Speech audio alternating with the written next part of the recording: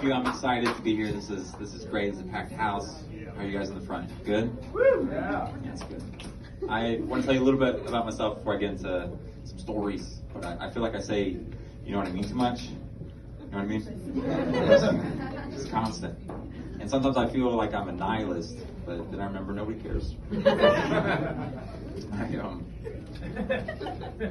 All right, so me and my buddy were having a discussion about the difference between the words jizz and cum. I know, we were young, we were hot, whatever, it was a fun conversation. So the only thing we really figured out was that like women probably shouldn't use the word jizz. Here's why. So imagine you're at a bar, you pick up a nice lady, you go home, she's on top of you. Can't look. You want to say this? I'm looking here. She's on top of you, riding. I will look at you. She's riding you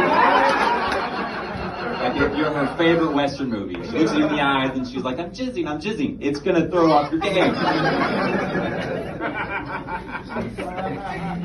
So I had this thought: how come we all remember our kindergarten teacher? Right?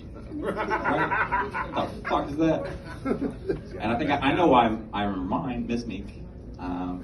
She hated me. She did not like me. And I was a weird kid, so I get it. But one day she was teaching us numbers, and so she was using trains on the chalkboard. She's like, train, cart number 1, train, cart number 2. And I raised my hand up. I'm like, Miss Meek, my mom told me that if you count the trains when they go by, someone you know will die. And then she took one of my gold stars. I was crying, I was mad. I go up to her later, I'm like, Miss Meek, I'm glad you took my gold star. She's like, why? And I'm like, because the Nazis gave the Jews a lot of stars and they're dead. She's like, hey, let's go sit down. But she did erase the board, so, you know, that kind of worked out. Trains, come on, guys, or maybe my jokes just suck. We'll keep going. And I say that because I was an English teacher in Vietnam for like 5 years. I taught kids, and it was an awesome job. I was very blessed. My favorite student, Tan, comes up to me one day. He's like, Mr. Jones, look, I'm Caucasian. And then he followed it up, and he goes, because you watch YouTube, and he got confused, I guess. And I was like, Tan, your racism is confusing, but the bigotry is kind of adorable, so here's a star.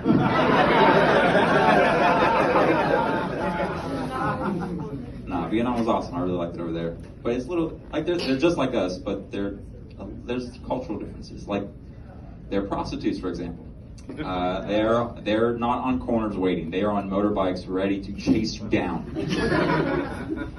And one night I was going home from work, and this lady of the night chased me down, stopped me. I stopped. I was curious. I was around me, and my first thought was like, oh my gosh, my buddy told me they charged $400 extra, and she did. So that was weird.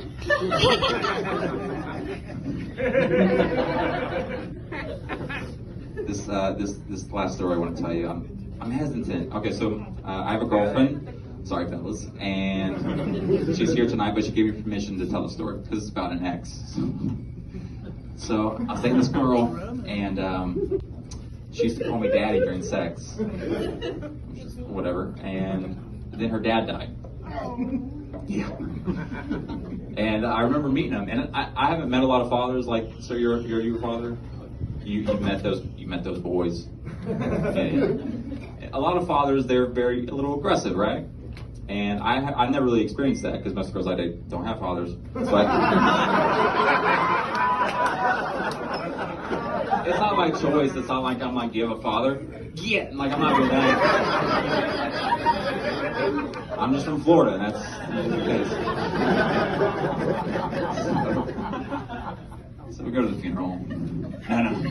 No. So I met him, and I go to shake his hand, and he like tried to strong arm me. And it's like, I will give respect, but you cannot take respect. That is human basic, right? And so I fight back, and I squeeze harder, and he buckles his knees. And I found out he had cancer.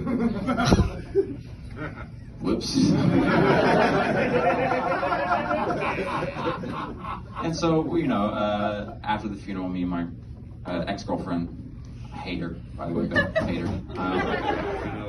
Was that the time to get off? I'm sorry, guys. You have a great night.